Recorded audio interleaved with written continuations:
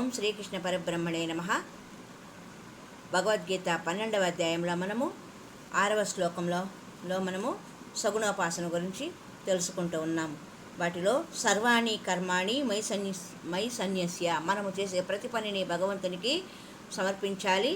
అన్ని పనులను కర్మలను ఫలితమును సమస్యమును భగవంతునికి సన్యసించాలి, భగవంతునికి అర్పించి ఉండాలి అని చెప్పుకున్నాము. అహంకారాన్ని వదిలితే చాలు, భగవంతుని చేతిలో మనం ఒక పనిముట్టు అయిపోతాము. ఆయన చేతిలో మురళిగా మారిపోతాము. మురళి అంటే మాట అని అర్థం. మురళి ఎప్పుడు శ్రీకృష్ణుని అంటిపెట్టుకునే ఉంటుంది. ఆయన పెదవులపై నాట్యం చేస్తుంది, చేతుల్లో పలుకుతుంది, బొడ్డున నిద్రపోతుంది. మురళిని చూస్తే చాలు గోపికలకు ఎంతో అసూయ. ఎప్పుడూ అది శ్రీకృష్ణుని విడిచి ఉండదు. తమకు ఆ భాగ్యం కలగటం లేదు, ఏమిటి దాని గొప్పతనం, ఏం పుణ్యం చేసుకుంది అని ఆ మురళిని అడిగి తెలుసుకోవాలనుకున్నారు గోపికలు. ఒకనాడు యమునా తీరంలో ఒక చెట్టు కింద నిద్రపోతున్నాడు శ్రీకృష్ణుడు. ఇదే సమయమని మురళిని పట్టుకున్నారు గోపికలు. ఏ మురళి, నువ్వు ఏం నోములు వచ్చావు, ఏం వ్రతాలు చేశావు, ఏం పుణ్యం సంపాదించుకున్నావు, తపస్సు చేశావా, జపం చేశావా, ధ్యానం చేశావా, మంత్రమా తంత్రమా, ఏం మాయ చేసి మా కృష్ణుని వశపరుచుకున్నావు అని అడిగారు. ఆ మురళి వారితో అన్నది, అమ్మా, నాకు మీరు చెప్పినవి ఏమీ తెలియదు.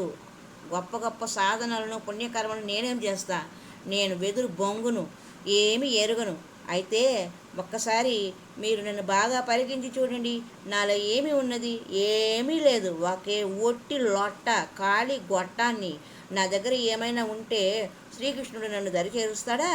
అంతా వదులుకున్నాను కనుకనే ఆయన నన్ను పట్టుకున్నాడు, నేను ఆయనను పట్టుకోలేదు, ఆయనే నన్ను పట్టుకున్నాడు అన్నది ఎంతో వినయంగా. మురళిలాగా మనం కూడా ఖాళీ కావాలి, సర్వకర్మలను సన్యసించాలి, నేను అనే అహంకారాన్ని వదలాలి, నిమిత్త మాత్రంగా ఉండాలి. అంతా నా గొప్పతనం అనుకోరాదు. గొడ్డలి కట్టెలను కొడుతుంది, అది గొడ్డలి గొప్పతనం కాదు. కలము గొప్ప గ్రంథాలను వ్రాస్తుంది, అది కలం యొక్క గొప్పతనం కాదు. మనం గొప్ప పనులు చేస్తాం, అది మన గొప్పతనం కాదు. అన్నింటికీ కర్త అయిన భగవంతునిదే ఆ గొప్పతనం. మనం కేవలం నిమిత్త మాత్రం, భగవంతుని చేతిలో పనిముట్లం అని భావిస్తూ సర్వకర్మలను కర్మఫలాలను భగవంతుని యందు వదిలి భక్తుడు నిశ్చింతుడై ఉండాలి అన్న విషయము ఈ సగుణోపాసనలో తొలిమెట్టుగా భావిస్తున్నాం. హరి ఓం తత్సత్. మరి యొక్క సంచికలో మరికొన్ని విషయాలను తెలుసుకుందాం.